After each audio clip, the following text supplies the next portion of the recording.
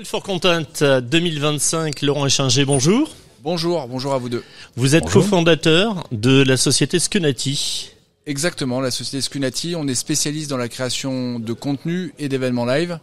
On est une société relativement récente puisque on existe depuis 3 ans et demi. On a une spécificité, c'est qu'on vient tous du monde des médias.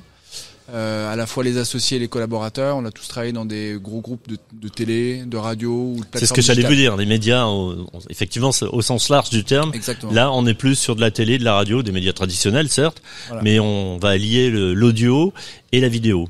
Alors nous, on est spécialisé sur les sujets de vidéo et c'est vrai qu'aujourd'hui, on travaille exclusivement avec des marques dans tout secteur d'industrie confondu et on essaie d'apporter l'expérience et l'exigence qu'on a rencontrées dans les médias classiques, même si, à mon sens, ça ne veut pas dire grand-chose, que ces médias classiques qui se sont évidemment transformés à l'ère du digital depuis 20 ans et parfois beaucoup plus rapidement que d'autres marques.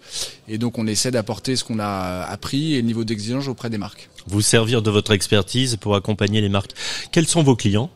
Alors nous, on a des clients dans tout type d'industrie, à la fois dans le retail avec Decathlon, Leclerc, à la fois dans l'auto avec Nissan, Mercedes, pas mal dans le monde du luxe, Chanel, Dior. Alors je vous cite les noms qui sont les plus connus, mais voilà, on travaille avec des boîtes de grosse taille et puis des sociétés taille plus réduite, PME, exactement.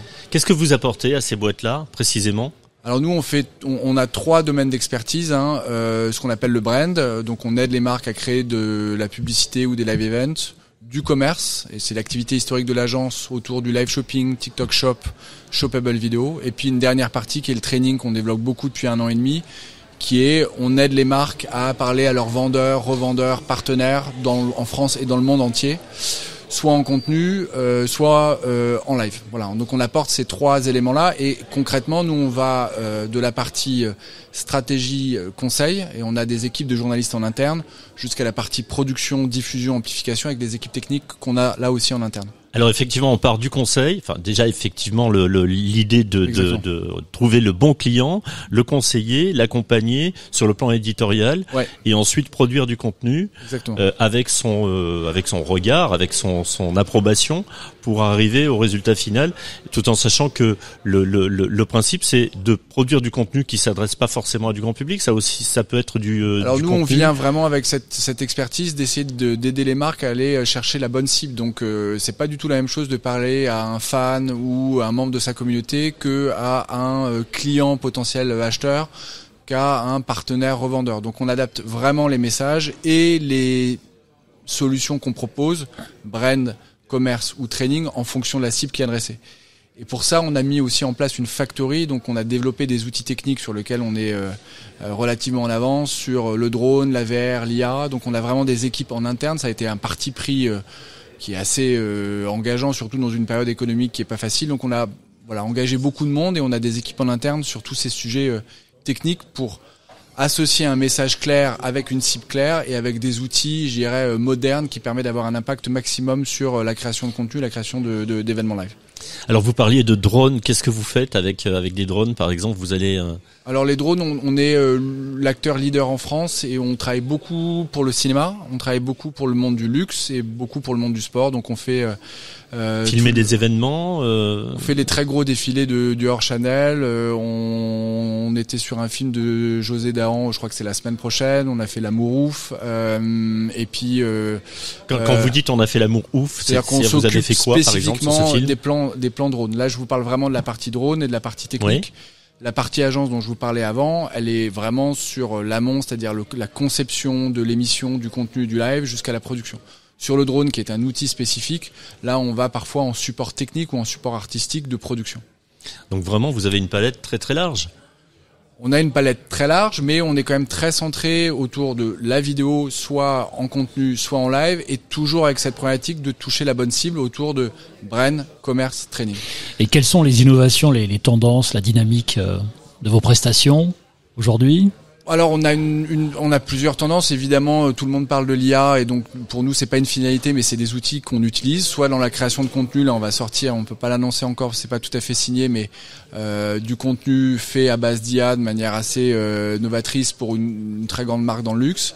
Donc l'IA évidemment est un outil, c'est pas une finalité en soi, parce que la question clé ça reste quand même le concept et le message qu'on veut faire passer au tout début. Et après, ce qu'on voit, c'est que les marques aujourd'hui, elles ont besoin de s'adresser encore plus directement à leurs différentes cibles, et elles ont besoin de sortir de ce flot de contenu qu'on a sur les réseaux sociaux, sur les plateformes, et donc d'avoir un message le plus ciblé, le plus impactant. Donc c'est ça qu'on essaie d'apporter auprès de ces marques-là. L'IA, effectivement, ça devient incontournable et, comme vous le disiez, il faut s'en servir comme un outil d'accompagnement, et ça doit être un facilitateur pour vous permettre de passer du temps à faire autre chose, à aller plus sur de la créa et accompagner votre client. Notre rôle d'agence, en fait, c'est souvent de faire du sur-mesure pour les clients, parce que on n'a pas des choses sur catalogue, on fait du sur-mesure, et en même temps, on essaie d'agréger des outils techniques très novateurs. Mais c'est très rare de faire quelque chose uniquement avec de l'IA. En fait, c'est toujours mixé avec d'autres éléments. Donc l'objectif et la force d'une agence, en tout cas la force que nous on essaie de mettre en avant, c'est d'arriver à agréger les outils les plus modernes sans perdre à l'esprit que l'essentiel est quand même dans le message et dans le bon message à la bonne cible. Et là, de ce côté-là, vous avez aujourd'hui des retours importants, positifs. Ça vous a permis, sur ce salon, de rencontrer de nouveaux clients potentiels. Ouais, on rencontre des clients, et comme on a la chance d'avoir des outils qui peuvent aussi bien fonctionner pour la grande distribution que pour de la tech, que pour du luxe. Donc oui, ça permet de multiplier les contacts et d'imaginer des nouveaux projets. Exactement. Vous avez participé à une conférence, peut-être plusieurs ? J'ai vu pas mal de conférences. Ouais, j'ai vu une conférence sur TikTok Shop qui était intéressante. J'ai vu des tendances là hier matin qui étaient intéressantes à écouter. Donc ouais, il y avait pas mal de choses. Oui, parce que vous parliez de live shopping, donc sur TikTok Shop, on revient là-dessus sur ce phénomène de live shopping. Pour vous, c'est quelque chose qui va vraiment prendre de l'ampleur, qui va vraiment se développer. Parce que ça s'est développé à l'étranger. Il y a effectivement des pays où c'est très en avance. Et j'ai le sentiment qu'en France, c'est pas encore au top.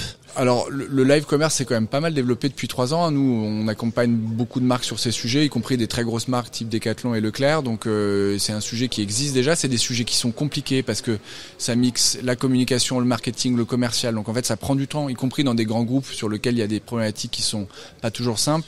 Mais nous on est convaincus que le live commerce ou le e-commerce va évidemment continuer à se développer. L'arrivée de TikTok Shop est un élément de plus qui va permettre aux marques d'avoir en fait une stratégie de plus en plus globale.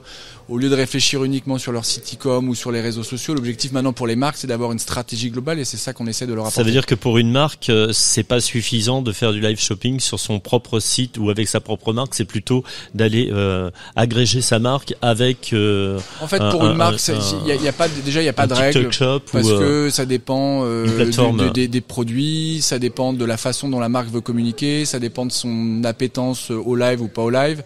Mais globalement, ce qu'on voit aujourd'hui, c'est que on a démarré avec simplement le live shopping, c'est rajouté ce qu'on appelle les shoppable vidéos, se rajoute TikTok Shop, il y a des autres choses qui arrivent sur Amazon aussi, et donc l'objectif pour une marque demain, c'est d'avoir une stratégie, je dirais, globale autour du live commerce, qui sera pas la même d'ailleurs entre ce qu'on peut faire sur le site e-com, sur Amazon ou sur TikTok Shop, mais il y aura quand même de toute façon la volonté, le besoin d'avoir une sorte de fil rouge logique par rapport aux valeurs de la marque, et qui devra être conceptualisé dès le démarrage avant de lancer sur une stratégie globale. Mais c'est un élément pour les marques qui est déjà très important et qui va devenir évidemment de plus en plus. Ce qui veut dire que pour une marque, on peut faire du live shopping sur leur site et le faire différemment sur une plateforme. Bien sûr. Et c'est à vous de les conseiller, de les accompagner pour avoir justement une vision globale avec ce regard extérieur que vous avez pour les accompagner dans leur façon de commercialiser en ligne. Le traitement n'est pas le même entre les différentes plateformes. Mais il faut quand même partir au tout début d'une idée globale de comment on va s'exprimer, quels sont les produits qu'on va vouloir mettre en avant, quel est le calendrier commercial. Puis d'une certaine façon, quand on fait ça, on crée une sorte de petite factory, parce que pour aller sur des sujets de live commerce, il faut créer beaucoup de contenu. Et donc quand on crée beaucoup de contenu, il faut quand même bien réfléchir à ce qu'on crée, parce qu'on parle de la marque par définition, et que des erreurs de parcours peuvent vite arriver. Donc il faut avoir beaucoup de réactivité du coup. Oui, il faut avoir de la réactivité et puis je dirais quand même une vision moyen-long terme pour arriver à déployer ce genre de stratégies qui sont pas des stratégies simples. On peut pas se lancer sur l'e-commerce en décidant un lundi en se disant qu'on va être prêt le vendredi. Ça nécessite un aliment de planète très très large entre la com, le marketing, les incarnations, les plateformes de diffusion, la capacité à créer, les différents formats.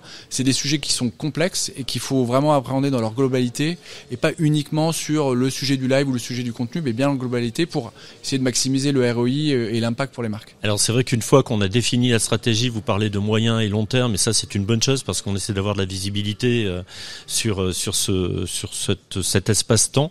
Et en même temps, une fois qu'on a défini la stratégie, il faut être en capacité d'être très réactif sur chaque point quand il y a quelque chose qui fonctionne ou quelque chose qui fonctionne moins bien. Et ça aussi, c'est votre rôle d'accompagner. Oui, parce qu'il y a des marques qu'on accompagne et on a décidé, par exemple, de leur monter des studios en interne parce qu'elles ont besoin d'un vrai niveau de réactivité. Il y a des marques qui souhaitent externaliser. Donc en fait, chaque marque a sa problématique, mais évidemment l'agilité et le fait de rentrer dans du run, donc d'être dans une capacité de rentrer dans quelque chose de régulier, parce que c'est vraiment ça qui doit fonctionner. C'est-à-dire que si l'idée c'est de produire un contenu une fois tous les 6 mois, en fait ça n'a aucun intérêt et on préfère dire aux marques qui sont pas capables de faire plus de ne pas aller sur ces sujets-là, parce que ces sujets-là fonctionnent quand on est capable de créer du contenu en masse et régulièrement, et donc ça nécessite quand même oui, effectivement, une sorte d'alignement Quelle est l'approche des marques sur ces nouveaux supports? Parce que par moment, en fonction des marques, il n'y a pas certaines réticences, il faut les accompagner jusqu'au bout. Il y a des marques qui sont très attentistes, qui ont très peur d'aller sur les plateformes de réseaux sociaux et de plus contrôler avec de l'UGC. Il y a des marques qui sont très volontaires et qui veulent au contraire être les premiers.